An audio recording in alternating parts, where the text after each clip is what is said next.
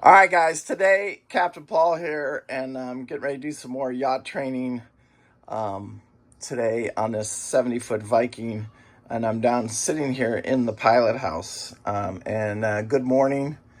And again, I want to wish everybody happy holidays. Um, I really want to talk today about the disappointment of what happened a couple days ago on one of the surveys. We get out to the boat, and it just went so well. The boat was looking so good, and Bruno and Ursula, I've been working with them we've been talking for well over a year, and they're from Switzerland, and they spent a month or two, and they've just been running around looking at all these different boats, and we've had a couple under contract, and then this Jefferson, beautiful boat, 1990.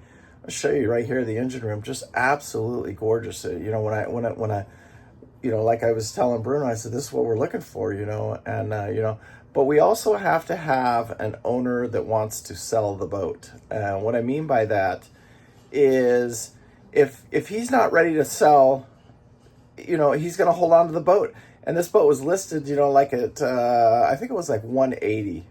And this new broker steps in and says, well, you got to lower the price. So he lowered the price, and then the phone's ringing off the hook. And he lowered that price right to that buck value, which is 140. But here's the problem with the boat.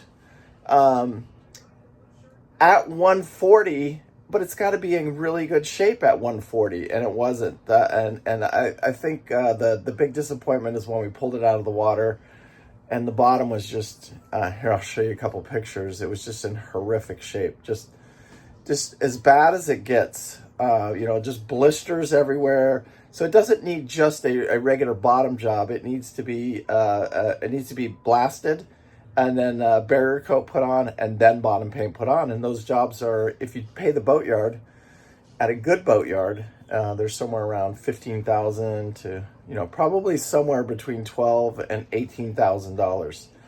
So that's right off the top. So at 140, you got to subtract that $18,000. And then the other big disappointment was the 1,000 hours on the engines. One of the engines, the port engine, was getting hot. Was it the port or starboard? Anyway, it doesn't matter. One of the engines was getting hot, and that's just a sign of the coolers. So it's pretty much an indication that it needs its 1,000-hour service. So it needs the valves adjusted. It needs the intercoolers taken off and cleaned, and then all new oil coolers and transmission coolers. It's about, I've seen quotes from $2,500 to about $5,000, and then just depending how much work. But these are smaller horsepower Cummins, so right around there between the $2,500 and $5,000. So let's just go to the high end there. So it's $10,000 to get the engines up to snuff. So here we are. Let's just throw a nice even number out there, $15,000, and then another $10,000 for the engines. So we're at $25,000. We got to subtract that from the 140, and then the boat, the air conditioner, one of the air conditioners didn't work right. It needs a thermostat, it needs this, it needs that. Still needs another $10,000 worth of work.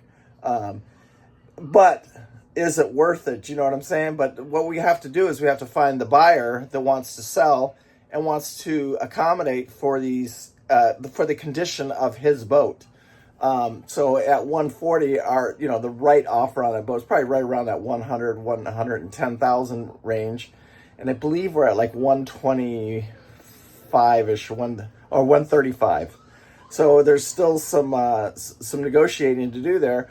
And we'll see. I'll keep you guys posted on what happens with it. And if the seller wants to sell, I don't know, because I don't know who would buy the boat. You know what I'm saying? Who would be stupid enough to pay full price for a boat and then still have to stick another $35,000 in the boat, and it's still not right. I mean, you still got air conditioner to deal with.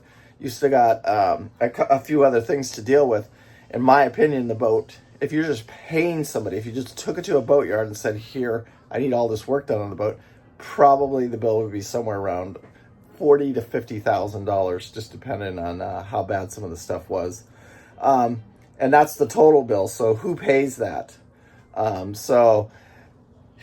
I said, the market's brutal out here. And we see this. I got another one on the 10th, so I'm really curious to see what happens on that one.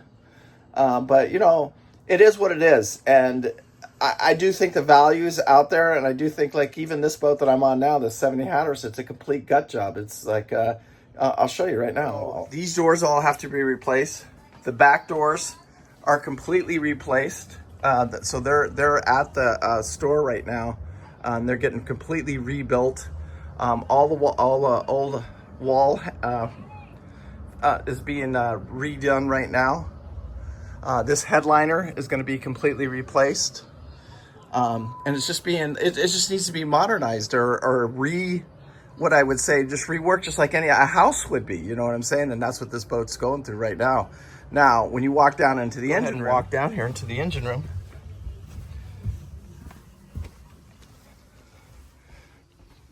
When I walk into the engine room on this 70 Viking, look at this. You know, this is what I'm dealing with in this engine room right here.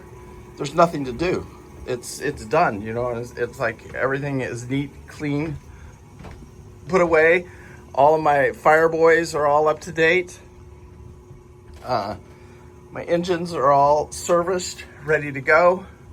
The only thing we got to do is we're gonna throw some paint on these two turbos. They had to be replaced before the purchase. But that's it. You know, just I don't have any work to do in here, if that makes sense. The bilges are clean. The engine room is super clean.